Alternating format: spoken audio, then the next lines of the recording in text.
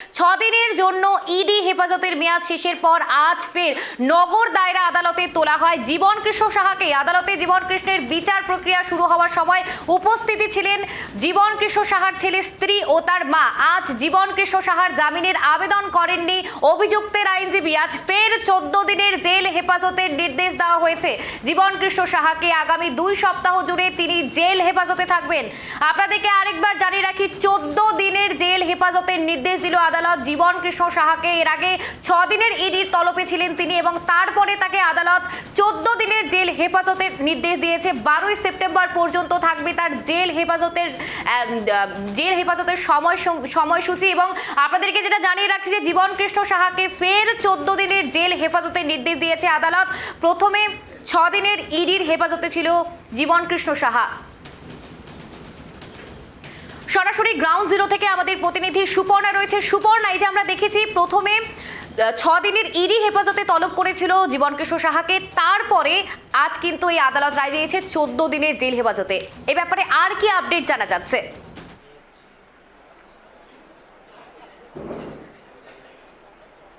একদমই দেখো সুপ্রিয়া, তোমাকে জানাবো যে আজ আদালতে পেশ করা হয় জীবন কৃষ্ণ সাহাকে এবং পেশ করার পরেই ইডির আইনজীবী যেমনটা বিচারককে জানান যে তাকে 6 দিনের প্রথমে হেফাজতে নিয়েছিল এবং সেই 6 দিনের হেফাজতে একাধিক জিজ্ঞাসাবাদ করা হয়েছে তাকে, এবং সেই সমস্ত জিজ্ঞাসাবাদে যে সমস্ত তথ্য প্রমাণ উঠে এসেছে তা পেশ করা হয়েছে। এবং আরও যেমনটা জানায় যে তারা আরও 12ই সেপ্টেম্বর পর্যন্ত তারা জেল হেফাজত চান জীবন কৃষ্ণ সাহার, এবং সেই হেফাজত চাওয়ার কারণও তারা জানিয়েছে যে এই যে একাধিক তথ্য প্রমাণ তারা সংগ্রহ করেছে সেক্ষেত্রে এর বাইরেও যে সমস্ত তথ্য প্রমাণ সেটা জিজ্ঞাসাবাদেই উঠে আসবে, এবং সেই কারণের জন্যই কিন্তু 12ই সেপ্টেম্বর পর্যন্ত জুডিশিয়াল কাস্টাডির আবেদন জানান তারা। এবং অন্যদিকে এই যে গোটা বিষয়, সেই গোটা বিষয়ের পক্ষে অভিযুক্তের আইনজীবী জাকির হোসেন তিনি যেমনটা জানিয়েছেন যে ইডির আইনজীবী যেমনটা দাবি করছে যে একাধিক তথ্য প্রমাণ উঠে এসেছে বা একাধিক তথ্য প্রমাণ রয়েছে, সেটা সম্পূর্ণ মিথ্যে, ওদের কাছে কোনো রকম তথ্য প্রমাণ নেই। তবে আজকে যখন ইডির আইনজীবী 12ই সেপ্টেম্বর পর্যন্ত জেল হেফাজতের আবেদন করেন, তখন অভিযুক্তের আইনজীবী তখন জানান যে মেয়াদটা কিছুটা যেন কম করা হয়, অর্থাৎ সাজা কম করার কথা বলা হয়। তবে দুপক্ষের কথা শুনে, দুপক্ষের বক্তব্য শুনে বিচারক তিনি জানিয়েছেন যে তিনি ইডির আইনজীবীর যে আবেদন, সেই আইনজীবীর আবেদনই মঞ্জুর করেছে, অর্থাৎ 12ই সেপ্টেম্বর পর্যন্ত জেল হেফাজতে থাকতে হবে জীবন কৃষ্ণ সাহাকে। এবং দেখো, তোমাকে জানিয়ে রাখবো সুপ্রিয়া যে আজকে যখন বিচার প্রক্রিয়া চলছিল তখন সেখানে উপস্থিত ছিলেন জীবন কৃষ্ণের স্ত্রী, তার ছেলে ছিল এবং স্ত্রীর মা ছিল সেখানে উপস্থিত। এবং যখন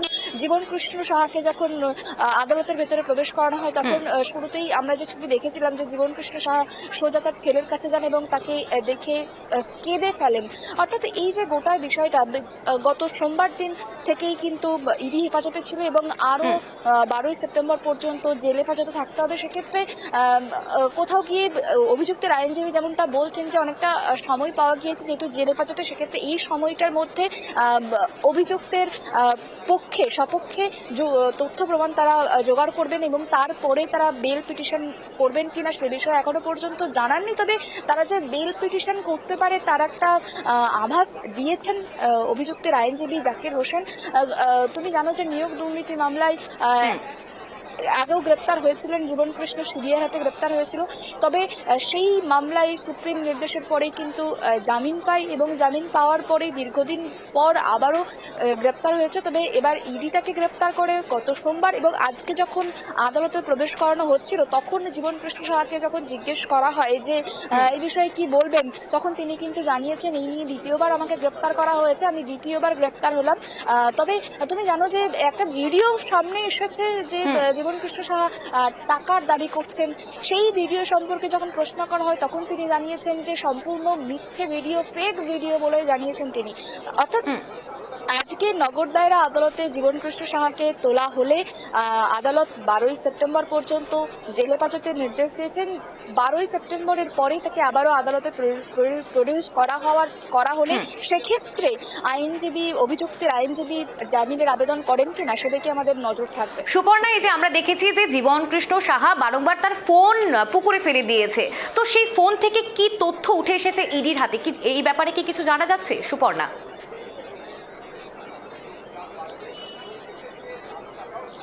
দেখো, ইডি তথ্য সংগ্রহ করেছে যে ফোনের কথা বলছো, এর আগেও কিন্তু আমরা দেখেছিলাম যখন সিবিআই গ্রেপ্তার করেছিল তখনও কিন্তু এই ফোন ছুঁড়ে ফেলে দেওয়ার বিষয়টি ঘটে, তখন পুকুরে ফোন ছুঁড়ে ফেলে দেওয়ার বিষয়টি ঘটে। তবে এবার নর্দমায় ফোন ফেলে দিয়েছিল, তবে ইডির আধিকারিকেরা সেই ফোন উদ্ধার করে এবং সেখান থেকে যে তথ্য প্রমাণ সংগ্রহ করেছে সেই বিষয়ে এখনো পর্যন্ত কিছু জানাননি তারা, তবে তথ্য প্রমাণ সংগ্রহ করেছে এবং সেটা আদালতে পেশ করেছে, এই বিষয়েই জানা যাচ্ছে। সুপর্ণা, সামনেই 26শে বিধানসভা নির্বাচন, তার আগে একাধিক এই যে ইস্যুগুলো উঠে আসছে, কতটা প্রভাব পড়তে পারে সেখানে কি জানা যাচ্ছে?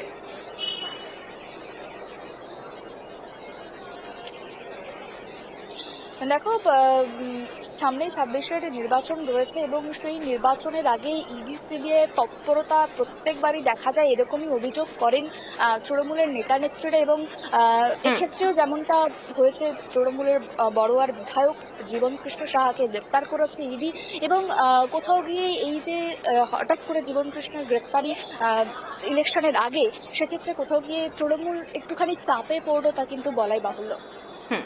ধন্যবাদ সুপর্ণা তোমাকে। আমাদের প্রতিনিধি গ্রাউন্ড জিরো থেকে একেবারে সেই তথ্য, সেই বিস্তারিত তথ্য কিন্তু আমাদের সামনে জানালো যে কি ঘটনা এবং ইডি সূত্রে কি জানা যাচ্ছে। আমরা যে খবরের দিকে নজর রাখছিলাম, জেল হেফাজতে জীবনকৃষ্ণ সাহা, রীতিমতো এই ঘিরে রাজনৈতিক মহলে একেবারে চাপানুতর সৃষ্টি হয়েছে।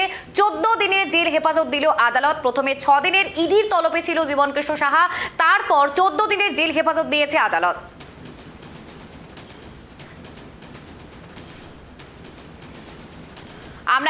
আমরা প্রথমে দেখেছিলাম 2023 সালে সিবিআইয়ের হাতে তিনি গ্রেপ্তার হয়েছিলেন, তারপর 2025 সালে কিন্তু তিনি ইডির হাতে গ্রেপ্তার হয়েছে। একাধিক তথ্য প্রমাণ তার কাছ থেকে পাওয়া গিয়েছে এবং শুধু তাকেই ইডির তলব করেনি, তার পিসির বাড়িতে ইডির তলব হয়েছিল, যিনি সাঁইথিয়ার 9 নম্বর ওয়ার্ডের কাউন্সিলর ছিলেন মায়া সাহা, তার কাছেও কিন্তু ইডির তলব হয়েছিল। তারপরেও তাকেও কিন্তু ইডি তলব করে নিয়ে গিয়েছিল, আমরা যেমনটা আপনাদেরকে দেখিয়েছি। এবং আজ যে খবর, একেবারে বিগ ব্রেকিং নিউজ, সেটা হচ্ছে 14 দিনের জেল হেফাজতে জীবনকৃষ্ণ সাহা। আমরা বিগত দিনে সিবিআইয়ের হাতে গ্রেপ্তারি দেখেছিলাম, সেখানেও সেম ঘটনা ঘটেছিল, তিনি মোবাইল পুকুরে ফেলে দিয়েছিলেন। সেই মোবাইল খুঁজতে কিন্তু সিবিআইকে অনেকটা বেগ পেতে হয়েছিল, সেখানে পুকুর একবারে জল সেচে কিন্তু সেখান থেকে মোবাইল উদ্ধার করা হয়েছিল। তারপরে সিবিআই যখন তলব করে, সেখানেও তিনি মোবাইল নর্দমায় ফেলে দিয়েছিলেন।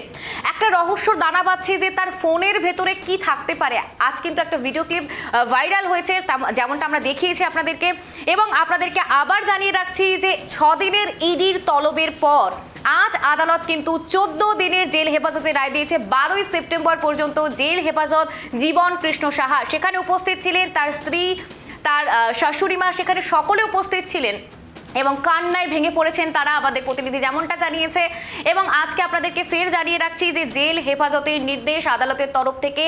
নিয়োগ দুর্নীতি মামলায় কিন্তু তার এই দশা এবং তাকে কিন্তু জেল হেফাজতে রাখা হয়েছে, এমনটাই কিন্তু সূত্রের খবর, এমনটা কিন্তু ইডি সূত্রে খবর।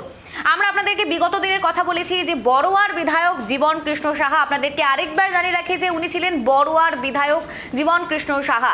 তিনি কিন্তু একজন বিধায়ক ছিলেন, তার বিরুদ্ধে একাধিক অভিযোগ। আমরা এর আগেও দেখেছি তাবর তাবর নেতারা এই অভিযোগের সাথে যুক্ত ছিলেন বা এই এসএসসি নিয়োগ দুর্নীতির সাথে যুক্ত ছিলেন। আমরা দেখেছি 26,000 চাকরি প্রার্থীদের চাকরি কুইয়েছিলেন তারা, যেখানে রাস্তায় ধর্ণা হয়েছিল, একাধিক ধর্ণা মঞ্চ হয়েছিল, সেখানে হুঙ্কার পড়েছিল। আমরা রীতিমতো এই ঘটনা আপনাদেরকে বারংবার দেখিয়েছি। ফেরও আবার অভিযোগ উঠছে বিধায়কের ওপরে, আমরা শিক্ষামন্ত্রীর ওপরে অভিযোগ উঠেছিল এবং রীতিমতো এই ঘিরে কিন্তু ধুন্ধুমার পরিস্থিতি হয়েছিল। আমরা বিগত দিনের কথা আপনাদেরকে বলছি যে তাবর তাবর নেতারা এই এসএসসি নিয়োগ মামলায় যুক্ত ছিল। এবং আজ আপনাদেরকে আবার যে খবর জানাবো যে আজ কিন্তু আদালত জীবনকৃষ্ণ সাহাকে 14 দিনের জেল হেফাজতের নির্দেশ দিয়েছে। এই মুহূর্তে আমাদের সঙ্গে টেলিফোন লাইনে রয়েছে বিজেপি নেত্রী ক্রিয়া ঘোষ। ক্রিয়া দেবী, আপনাকে স্বাগত ট্রাইব টিভি বাংলায়। আমরা যে খবর থেকে নজর রাখছি, একেবারে 6 দিনের তলবের পর জীবনকৃষ্ণ সাহাকে 14 দিনের জেল হেফাজত দিয়েছে আদালত, কি বলবেন? দেখুন, বন্যেরা বনে সুন্দর, সুন্দর আর তৃণমূল জেলে, আপাত দৃষ্টিতে তো তাই মনে হচ্ছে। কারণ এবং সব থেকে বড় কথা, যে জীবনকৃষ্ণ সাহার বিরুদ্ধে চাকরি চুরির অভিযোগ ছিল, সেই জীবনকৃষ্ণ সাহা যখন জামিন পেয়ে বাইরে, তাকে কারা, কোন যে সরকার তাকে পরিবহন দপ্তরের ডিরেক্টর বানিয়েছিল, তাদেরও প্রশ্ন করা দরকার। যারা জানে যে সে অভিযুক্ত, তার বিরুদ্ধে চাকরি চোরের অভিযোগ রয়েছে, করে ফেলে দিয়েছে, তা সত্ত্বেও তাকে একটা এরকম সরকারি একটা পোস্ট দেওয়া হয়েছিল। অর্থাৎ এই সরকার, এই দল, তারা দুর্নীতির পৃষ্ঠপোষকতা করে। আর জীবনকৃষ্ণ কি বলবো বলুন, উনি এখন জেলে থেকে আবার একটু পাঁচিলে ওঠার চেষ্টা করুন। ওনার তো এটাই কাজ, এখন একটু ভালো করে জিম ফিম করুন, যাতে এরপরে ওরকম মাঝপথে ঝুলে না থাকে, একদম পালিয়ে যেতে পারেন পলাতক আসামির মতো। কেয়াদি, পশ্চিমবঙ্গটাকে আস্তে আস্তে দুর্নীতির আঁতুড়ঘর হয়ে যাচ্ছে, কি বলবেন? ভাই, এটা শুরু হয়ে গেছে। আপনি যেই দিকে দেখুন না কেন, আমরা আগে বলতাম না, যেখানে দেখিবে চাই উড়াইয়া দেখো তাই। এখন হচ্ছে পুরো উল্টো। এখন তৃণমূলের জমানায় যেদিকেই তাকাই, দুর্নীতির আঁতুড়ঘর না, এটা পুরো দুর্নীতির একটা কারখানা হয়ে গেছে। সেখানে আপনি চাকরি বলুন, শিক্ষা বলুন, স্বাস্থ্য বলুন, রাতা বলুন, রেশন বলুন, গরু বলুন, বালি বলুন, কয়লা বলুন, সবকিছু থেকে দুর্নীতি হচ্ছে একমাত্র, এদের হচ্ছে একমাত্র অস্ত্র হচ্ছে দুর্নীতি। পশ্চিমবঙ্গে তৃণমূলের কি পরিচয়? না, আমরা দুর্নীতিগ্রস্ত দল।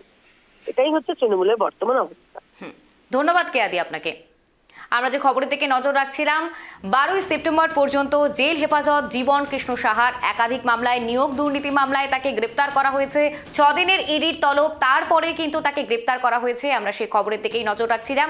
12ই সেপ্টেম্বর পর্যন্ত জেল হেফাজতের নির্দেশ আদালত দিয়েছে। জামিনের আবেদন করেননি জীবন কৃষ্ণের আইনজীবী। আপনাদেরকে একটা বিষয় জানিয়ে রাখি যে জামিনের কিন্তু আবেদন করেননি জীবন কৃষ্ণের আইনজীবী, এবং ফের জীবন কৃষ্ণকে 14 দিনের জেল হেফাজত আদালতের তরফ থেকে 6 দিনের ইডির তলবের পর তারপর কিন্তু আজ 14 দিনের জেল হেফাজতের নির্দেশ দিয়েছে আদালত।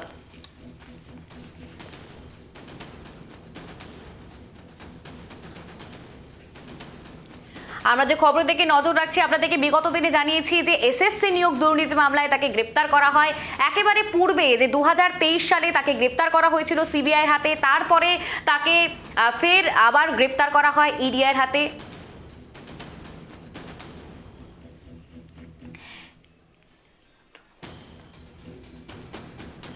এই মুহূর্তে আমাদের সঙ্গে টেলিফোন লাইনে রয়েছে টিএমসি নেতা দেবব্রত রায়। দেবব্রত বাবু, স্বাগত আপনাকে ট্রাইব টিভি বাংলা। আমরা যে খবর থেকে নজর রাখছি যে জীবন কৃষ্ণ সাহা, যিনি এসএসসি নিয়োগ মামলায় গ্রেপ্তারি হয়েছেন, কি বলবেন এই বিষয়ে? দেখুন, দেশে তো নির্দিষ্ট আইন রয়েছে। যদি আইনে কেউ অপরাধী হয়, তার জন্য ভারতীয় ন্যায় সংহিতায় যে নিয়ম রয়েছে সেই নিয়মে তিনি শাস্তি পাবেন।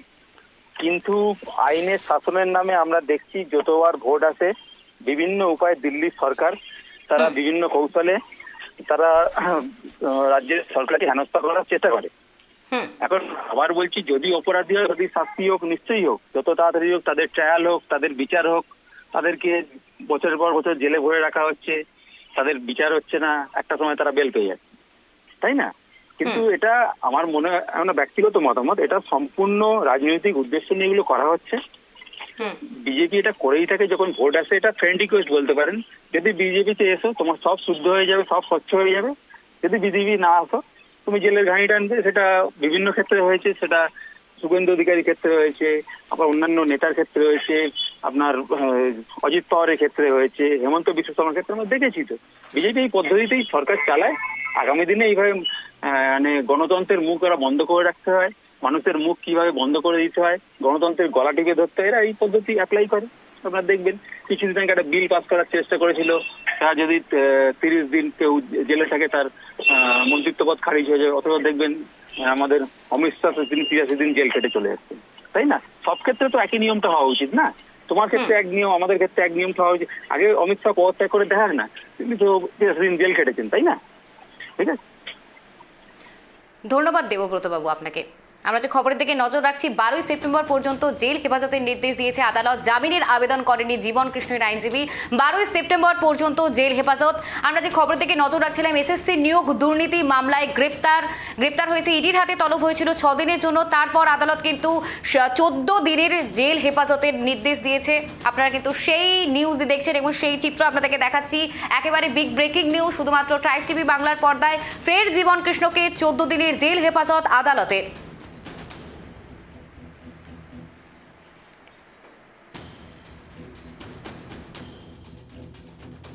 ইডি রিমান্ড আজকে জেসি চেয়েছে। 6 দিনের বিশেষ কিছু ডেভেলপমেন্ট দেখলাম না, তো আমরা একটু সময় চেয়েছি, ডেভেলপমেন্টটা আসুক। আমরা প্রথম দিনে আজকে রিমান্ড নিয়ে সবটাকে পড়ে একটা সিদ্ধান্ত নেব যে আগামী দিনে আমরা বেল ফাইল করছি কি না এবং কবে করছি। ডেফিনেটলি তো আমরা বেল ফাইল করব। তো এই সমস্ত মামলায় একটু পড়তে হবে, একটু দেখতে হবে, কারণ পিএমএলের যে ডেফিনেশন আর কি সেকশন 3-তে, সেকশন 4-এ, এটার সেন্সটা বড় ওয়াইডার, স্কোপও বড় ওয়াইডার। আজকে এজেন্সি 6 দিন ইনভেস্টিগেশন কমপ্লিট করে জেসি চেয়েছে এবং আজকে আমি দেখেছি ফার্দার অ্যাজ সাচ কোনো নিউ ডেভেলপমেন্ট নেই। এবং এই মামলাতে অন্য যারা, যদি আমার মক্কেলকে লাইন নাম্বার 3-তে রাখা যায়, লেয়ার নাম্বার 3-তে রাখা যায়, তো লেয়ার নাম্বার 2-1 তাদের এগেনস্টে কমপ্লেন ফাইল হয়েছে, তারা এসছেন এবং বেল নিয়ে গেছেন। তো সেই প্রেক্ষাপটে যদি আমি লেয়ার নাম্বার 3-তে অবস্থান করি, এটা মনে হয় যথার্থ কেস ছিল ওদের জন্য, যে এর আগে দুবার আমাকে জিজ্ঞাসাবাদ করেছেন, আমার কাছ থেকে ডকুমেন্টস নিয়েছেন, আবার তৃতীয়বার, আগেবার দিনে বলেছিলাম আপনাদের যে তৃতীয়বার আমাকে ডেকে তার এক্সপ্লেনেশন চাইতে পারতেন, অর্থাৎ তার ব্যাখ্যা চাইতে পারতেন। তো তারা চাননি, তাদের কাছে পাওয়ার আছে, তো তার পাওয়ারের অ্যাপ্লাই করেছেন। এন্ড অফ দ্য ডে এসে এই 6 দিন পরে ওনারা দেখেছেন যে আর দিস স্টেজ যে ইনভেস্টিগেশনে একার কাস্টোডিয়াল ইন্টারোগেশনের দরকার নেই। আমরা শুরুর দিন থেকে বলছিলাম যে this is a fit case, যেখানে কোনো কাস্টোডিয়াল ইন্টারোগেশনের দরকার ছিল না, যেখানে ডে লাইটের মতো ওপেন সব কিছু যখন পেয়ে গেছেন। আজকে ইনভেস্টিগেশন আমাদের আগের সাবমিশনের আবেদনের নিবেদনের ওরা মনে হচ্ছে যে যথার্থ অ্যানালিসিস করেছেন, জেসি চেয়েছেন, জেসি থেকে আসুক, তারপর সিদ্ধান্ত নেব। দেখুন একটা কথা বলি, রিমান্ড অ্যাপ্লিকেশন ইজ আনকোরোবোরেটেড আনটেস্টিফাইড ভার্সেন্স